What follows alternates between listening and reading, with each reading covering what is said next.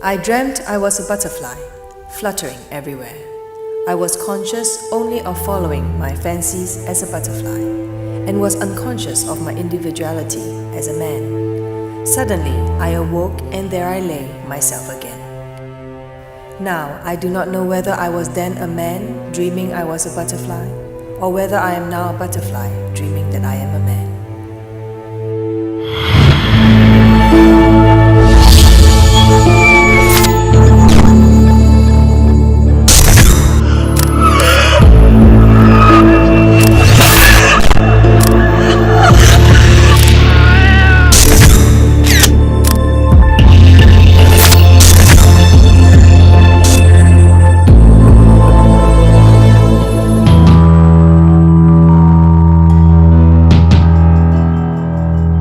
Today we are going to cover an episode about dreams into reality.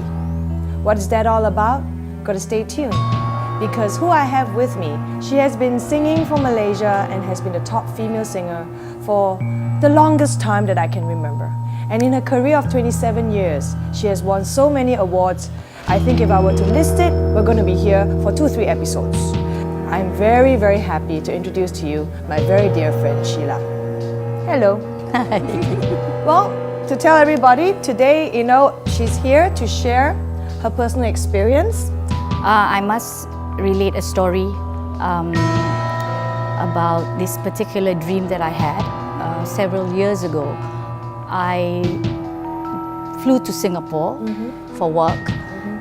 I guess I was also very tired. As you can see, this is the entrance of the room.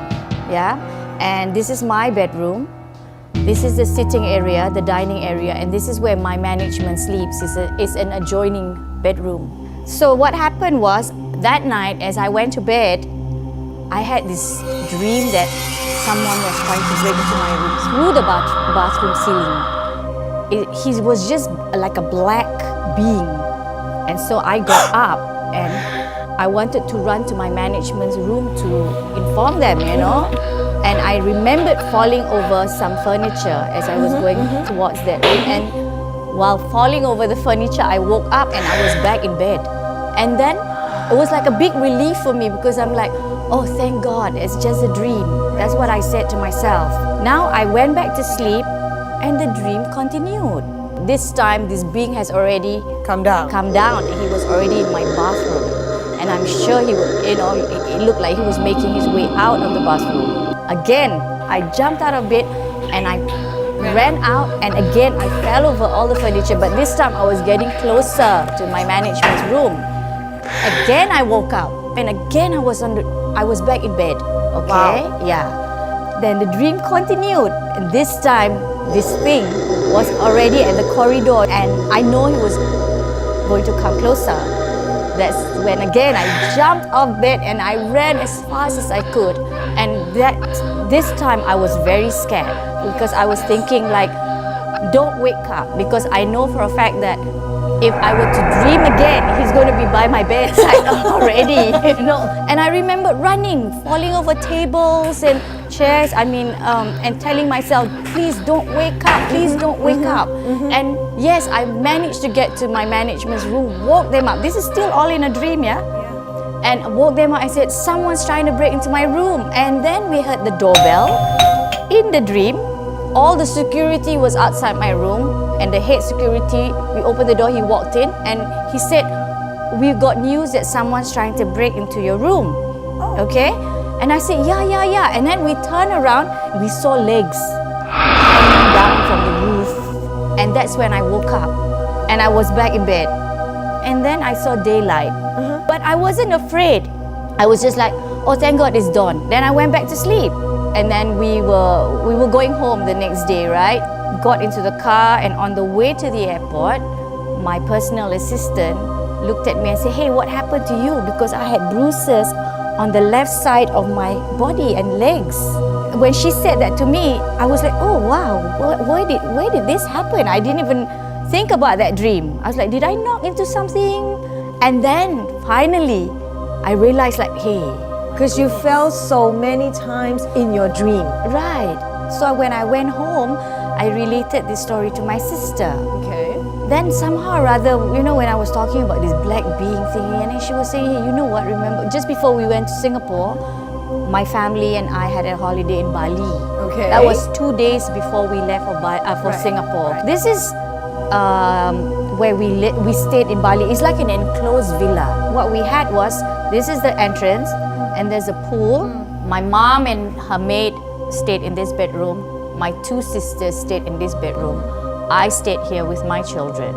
That night, I remembered, I think it was about 9 o'clock. Everybody decided to go to bed. And I decided to go out with my friends.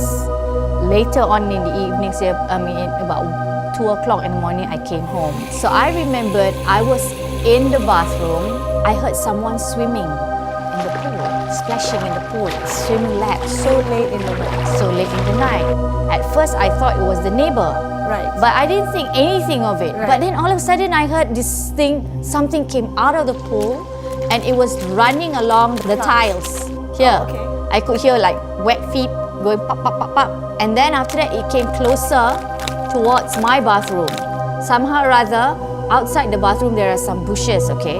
So when first it was steps. And then it And then got you heard faster. them like rubbing against the bushes, those kind of rustling sounds. Like it's going to jump over the wall into my bathroom. So I ran in, closed the bathroom door, and that was it. And I stayed in my room and think nothing of it, okay? So anyway, while I was relating this story to my sister, she was telling me on that same last night, so she went to the toilet. At the corner of her eye, she saw this black thing scaling the wall.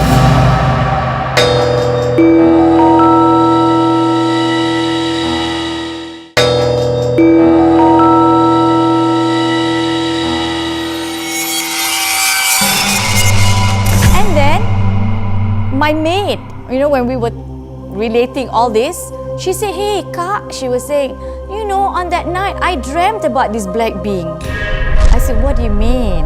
She said, that night, our last day in Bali, my mom already slept and she was sleeping as well. Then she said, she can't figure out whether it was a dream or subconscious, but there was something banging on the sliding door here. And she opened her eyes, there's this being there, telling her to open the door. Fiercely.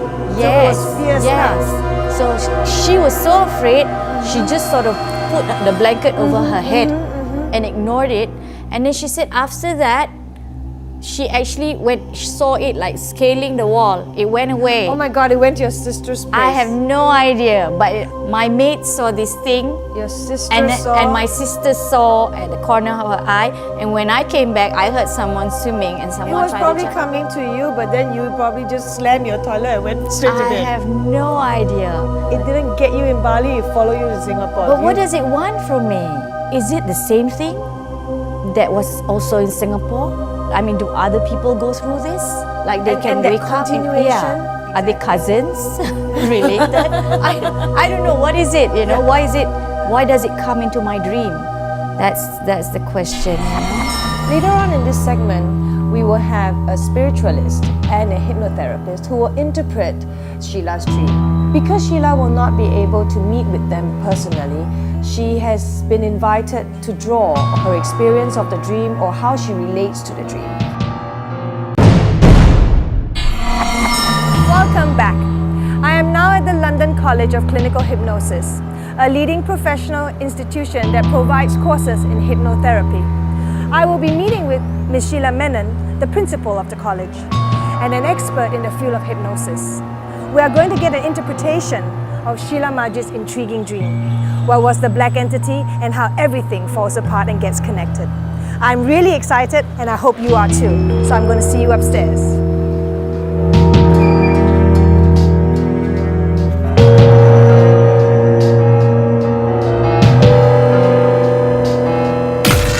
Good afternoon, Sheila. What is your interpretation of the dream sequence experienced by Sheila Majid? It looks that like Sheila was having what we call a false awakening or a continuation dream, which is where you have just one dream, but you think you've woken up a few times within the dream. People who are very creative quite often go through an experience of false awakenings, and it's wonderful. If it gets completely conscious, you have what is called a lucid dream. A lucid dream is when you're fast asleep, but you become aware that you're having a dream. People who experience lucid dreams quite often have false awakenings. The mind is almost trying to wake up inside the dream and to alert you that there is a whole other way of using your mind. A lot of our great inventions come from inventors and scientists who were dreaming and dreamt the solutions. So she's switching out of holiday mode into work mode, and so the shift probably made her a little bit more sensitive while she was dreaming. Generally, when we are sort of half awake, half asleep, in that hypnagogic state. Hypnagogic. It's the state between being awake and being asleep. And in this hypnagogic state, what tends to happen is we have these squiggly lines, we have these shadows, and we impose something onto it. And it's very common, it's known as the black shape syndrome or the black face syndrome. So I think that's what happened to Sheila. Because it is quite common that when someone describes a form in their dream, it's normally black. Yes, that's You right. don't have someone saying, oh, I saw a pink figure crawling on the wall. It's normally black. I don't know if you're aware, but sounds travel so much more clearly at night. The coolness of the air is lower to the ground, whereas in the daytime, the ground is warming up, and so the air is warmer. And what happens is sound tends to curve in to where the cool air is. Right. And that's why we tend to hear things as if they're closer at night. And then she heard those footsteps, that sort of pop, pop, pop of footsteps. And it probably made her a little bit more hyper attentive. And her sister started talking about her sister's experience. And what the maid also saw. Yeah. And to me, what happened was it's maybe a few different incidents that kind of got linked because of the context, rather than the fact that they were a context in and of themselves. That's what I would guess. All these bruises. And how do you explain that? Okay, there's an interesting thing about our skin and our nervous system. When we're in the embryo state, they actually come from the same place. They both come as part of the ectoderm. Yeah. All right. So quite often, what we're emotionally experiencing will reflect on our skin, and we know it. If somebody embarrasses, and then we blush. So our body does respond. It is documented. It's not that common, but it is documented that when we dream things, we can actually manifest those dreams in our body. Pretty amazing that the mind is really so powerful. It's amazingly powerful. Is there any experiment that you could do or on myself, like mind over matter or something? Yeah, absolutely. Let's do it. Yeah. All right. So All right. So you just hold your hands out. Okay. Okay. Let your eyes close. What I'd like you to do is to turn one of your hands over. Yeah. And in the hand that's outstretched and outturned, what I'd like you to do is to imagine there's a nice, big, thick, heavy book. Just feel it there. Feel the weight of it, the size of it. Maybe even notice the color of the cover. And that's it. And in your other hand, what I'd like you to do is to imagine you're holding on to the balloon, holding on to the string of one of those balloons you get. Just imagine holding on to that string, and it's tugging up, tugging at your fingers. And you can almost see the colour of that balloon. And I wonder, is it your favourite colour? As it floats up there, above your head. And now just open your eyes and have a look at your hands. Ew. That's weird. Wow, this one went down, huh? Okay. So we got a lot of knowledge there and a lot of fun up here. Wow, well done you. That was pretty cool.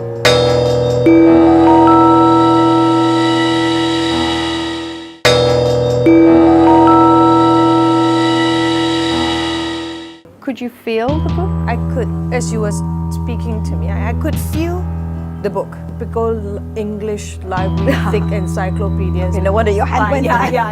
Yeah, maybe that's why it went down, yeah. And that's one of the things we do in hypnosis, and it's also one of the things that can happen when you're dreaming. Your conscious mind, which is the stubborn bit of you, the bit of you that's got to work everything out, it kind of goes off on a holiday, and we start to access what's inside of us. And as you can see, our body will respond quite nicely to it. So this is what she drew. Okay. What would you say about this? Well, I think the first thing that comes across is that Sheila's got a really positive. I mean, she sees herself in a very positive way. She sees herself being very with a lot of positive resources. From the drawing itself, it does look like she was having what we call a precursor to a lucid dream, all right, which is that false awakening syndrome, because she's far more upbeat about it than you would be if you'd had a terrifying nightmare. Correct. Yeah? Now, of course, we have the dark, shadowy figure, gentleman, whatever it was in the corner, because that's what stimulated the dream. And again, I'm fairly convinced that was her own mind alerting her to the fact that something a bit weird is going on. Maybe I can explore a bit more in the dream. And we have this anxiety here. The colour that Sheila's represented herself and the anxiety are all sort of the same colour. I don't think we're seeing someone who's got a negative mindset. No. Yes, correct. We're seeing again someone who feels quite comfortable with herself. Okay, so at least now we know it's not like something that was very traumatic. No, I don't think so. It has been lovely talking to you and understanding and very impressive to know that really mind really over matter, you know, and it was a real pleasure. Thank you very much for your time. Thank you.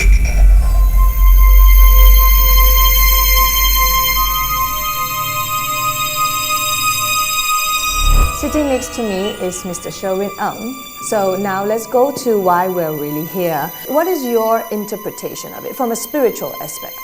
Her experience in Bali at first kind of triggered a lot of what we call cellular memories. Meaning? Body cells.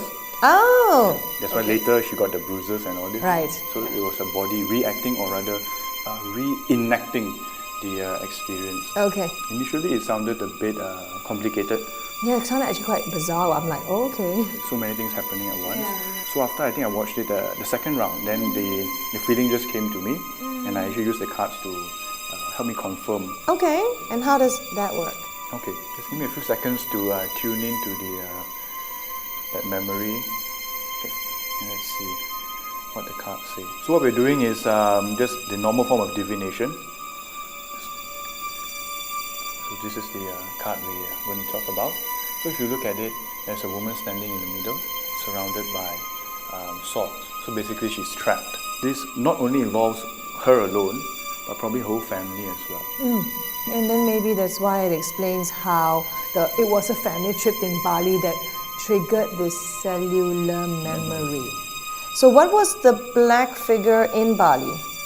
In Bali, they're very connected to the Nagas, the dragon people, who are half human or half reptilian.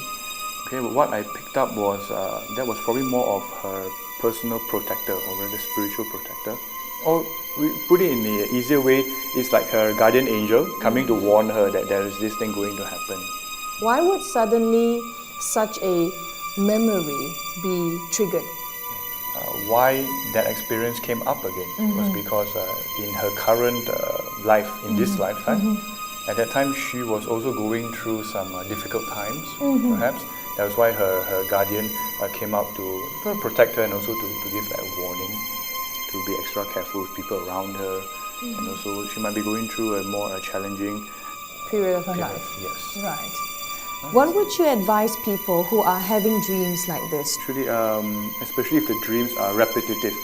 So it's your subconscious is trying to tell you something. Okay, what you can do is to seek advice from some of, like today we have a lot of like tarot readers or channelers or even dream interpreters. Correct. Yeah, so sometimes they can shed some light on what your inner knowledge, inner wisdom wants to tell you. So that would be quite good. And on that note, thank you very, very much for your time. My pleasure. And it was very intriguing, and I do thank you for the knowledge that's now in my head. So I will see you soon and later. To dream is to allow yourself that limitless space and place in our minds to venture, create, and explore our hidden thoughts and potential. It is mind over matter, and sometimes perhaps even a message from another place, another time. So like I always say, what you see may not be real, and what is real you may not see.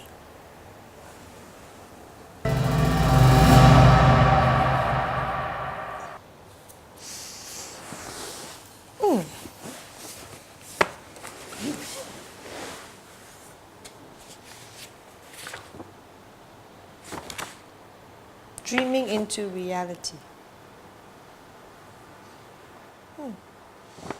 Okay, people, we've got a new case.